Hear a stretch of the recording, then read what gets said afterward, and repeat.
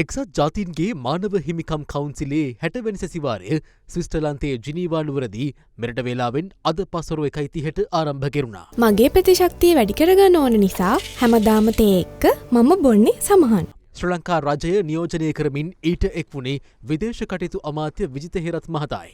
During my visit, I witnessed the continued suffering of victims of human rights violations and abuses. At a mass gravesite, Chemani, I met a family who were searching for and grieving the loss of a loved one. My report recommends setting up a dedicated judicial mechanism with an independent special counsel to look into violations of international human rights and humanitarian law over previous decades. I urge immediate and sustained action to address deaths in custody and torture, which remain systemic issues. And I strongly encourage legislative reform in relation to counter-terrorism and civic space. Despite the government's commitment to repeal the Prevention of Terrorism Act, arbitrary arrests and detentions under the law continue. I urge the government to impose an immediate moratorium on the use of this act. My report also calls for the amendment or repeal of other laws or proposed laws that restrict fundamental rights, civil and political rights. These include the Online Safety Act, the International Covenant on Civil and Political Rights Act, the draft NGO Bill, and the draft Personal Data Protection Act.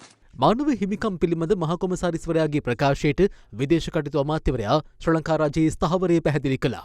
Mr. President, the government is in the process of repealing the PTA and introducing new counter-terrorism legislation.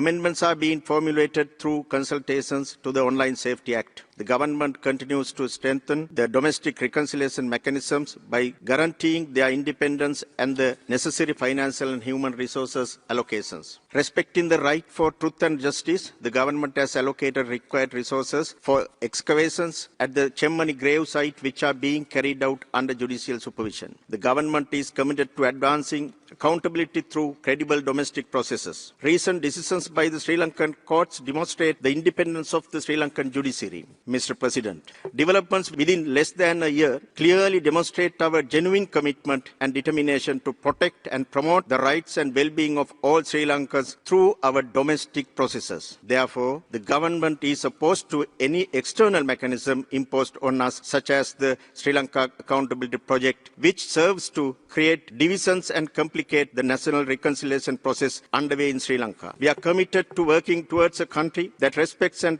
celebrates the diversity of its people in line with our domestic legal framework. සැසිවාරය අද සිට October 8 වෙනිදා දක්වා පැවැත්වෙනවා. මෙවන් පසුබිමක Geneva නුවර මානව හිමිකම් කවුන්සිලේ ඉදිරිපිට මෙවරත් LTTE හිතවාදීන් ශ්‍රී ලංකා හමුදා යුද අපරාධ සිදු කර ඇති බව පවසමින් මෙරට පැවති ආණ්ඩුවලට මෙන්ම වත්මන් ආණ්ඩුවටත් විරෝධය පළ කරමින් පූර්ව ප්‍රදර්ශනය කර තිබුණා. කෙසේ වෙතත් එතනට පැමිණි ශ්‍රී ලංකා ගෝලීය සංසදයේ නියෝජිතයින් LTTE හිතවාදීන්ට විරෝධය පළ කරමින් අදහස් පළ කළා. මම හිතන්නේ මේව අනවශ්‍ය දේවල්. මට පේන විදිහට ලංකාවේ උගත් බුද්ධිමත් දෙමළ ජනතාවට මේක ප්‍රශ්නයක් නෑ. දෙමළ ජනතාව රවට්ටගෙන ඒගොල්ලන්ගේ ජීවත් වෙන බඩගෝස්තරවාදී බෙදුම්වාදීන් තමයි මේක ක්‍රියාත්මක කරන්නේ. මම හිතන්නේ මේ සැරේ ලොකු ප්‍රතිචාරයක් දෙමළ ජනතාවගෙන් මේගොල්ලන්ට ලැබිලා නැහැ. අද දෙරණ YouTube නාලිකාව YouTube අද දෙරණ දැන්ම සබස්ක්‍රයිබ් කරන්න.